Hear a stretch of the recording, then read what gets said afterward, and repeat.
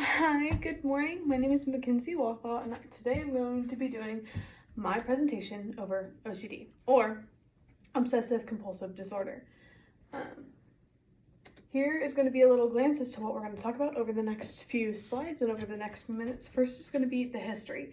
So we're going to talk about how it started and kind of how we got to know it as the name we know today. Next, we're going to go into a case study. We're going to talk about a guy named John and kind of how he went through a little bit of his OCD. And following that, we're going to talk about some common symptoms and talk about the differences between some of the symptoms. Then we will talk about the impact as to the impact on the individual, on the family, as well as on society. And then lastly, we will talk about the different types of treatment that you can do if you have OCD. So up first is the history of OCD. We're first going to talk about between the 14th and the 18th century. So between 1363 and 1429, a gentleman, Jean Cherra, made a note that he was worried about the number of people, or the amount of numbers rising with people having scorbulency, which had the factors of what we know as today as OCD. And then in 1632 till 1407, John Locke wrote a letter to Queen Mary, and he talked about, he actually was kind of on the other end. He was more excited that more people had fears and blasphemy thoughts. He considered those people lucky, and he wrote this all down in his letter to Queen Mary, as I previously stated. And then we're going to go a little farther down the timeline between the 18th and 19th century, where in 1859 and 1947, a French gentleman showed and shared that the third stage of the psychological illness consisted of obsessive and compulsive thoughts or actions. So then, also continuing that in 1856 and in 1939, Sigmund Freud suggested that the unconscious internal thoughts of a human being played a lot in connecting with the symptoms of OCD. And then in the 1970s, Friedman theory led to cognitive and behavioral psychologists to create OCD that we know today. So the next we're going to talk about John. John has always been an anxious person. For example, he would be afraid of getting HIV from doorknobs. And then over the years, his anxiousness and thoughts grew worse. And to where he became very afraid of someone breaking into the house. So he started checking the doors and the windows very routinely. He washed his hands excessively and repeatedly, as well as his intrusive thoughts got worse. This caused tension within his marriage as well as tension outside of his job. He became very aware, he was afraid of making mistakes, and his self-confidence really started to lag. So eventually John did end up looking for treatment and to help for him in his work life, his life, and within his confidence. So next we're going to kind of talk about the symptoms of obsession compulsive disorder. First, we're going to talk about the compulsive thoughts within the disorder. So this can be if you see a speck of dust, you have the urge to clean. So cleaning can be one, repetitive of checking of doors, just like John that we talked about previously, as well as washing your hands, washing the windows, washing the tables, whatever that consists of. Repeated of actions, words, or phrases. Small rituals, so things that you would have to do every day at the same time, day in and day out. And redoing or reordering or reorganizing different things. Following that is some of the obsession side of it.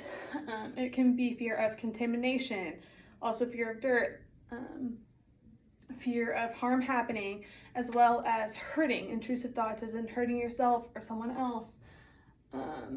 You can become obsessed with things looking asymmetrical, so looking the same. Your focus on things become very more exact, to where you become extremely focused on the orderliness of things, as well as anxiety dealing with doing types of different actions that are inappropriate outside in a public place. These are not all the symptoms of the obsession compulsive disorder, but they're just some examples of what could be the symptoms of it. Next, we're going to talk about the impact. The impact of OCD. First, on the individual. This can make them not want to go to school, not want to go to work. Excuse me. It can cause stress on some relationships, just like we saw with John and his wife. It caused tension between his marriage. It can cause tension between any relationship, between friends, family, whoever, as well as it could cause health issues. For example, like dermatitis, which is excessively washing your hands all the time. It can be really bad for your hands, for your skin, and it could also lead to thoughts of suicide. Next is the impact on the family. The family can become very exhausted. It can be very demanding. It can be distressful as well as a disruption. It's important that the family would know the types of rituals, the types of daily activities, as well as their responsibility for the family would definitely increase in having to help support the individual with OCD. And on society, it has more social and work-related occupational impairments. So that means that within the workplace or within the school or within anywhere you go in public, it can be very important. It can have more problems, or you have to be more aware of it within that work environment or outside of the outside environment. It is also a main factor in burdening the world of disease. So it's one of the main diseases worldwide. Lastly, we're going to talk about some treatment. So some good things as to what you can do to help control some of the symptoms of OCD. So there's different types of medication.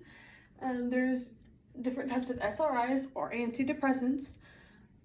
But if you take an antidepressant, it's required that majority of people have to take a higher dose of this type of drug a higher dose, of this type of drug more than people who have depression or anxiety. There's family therapy. It's very important that your family goes with you to this to learn not only to help confront your obsessive and intrusive thoughts. It's very important that your family doesn't just support you in everything. They need to help you confront them and deal with them and struggle together as a family unit. Next is in schools. Kind of going off of that from the family, it's important that schools help encourage not perfection, but being successful. It's important that the school helps support the students in realizing that their education is more important than perfection or getting an A. The students need to feel like they are being supported. Next is other treatment. There's a new treatment coming out, and it's antifungal medicine that could be helpful in OCD. They think it could be related to a type of infection, but there's more research coming on that. As well as social media has been also shown or proven that it has been a bad influence on people with OCD. It can be unhealthy for people with depression or anxiety or who have those types of symptoms to be really unhealthy for them. It also has shared that OCD patients who have symptoms of checking, maybe they check doors or windows for being locked, for example, this type of checking can be different, where if they have a symptom of checking and want to be perfect, they might check their type of social media and compare and to see if they've been perfect, which has caused really bad comparison. And here are my references.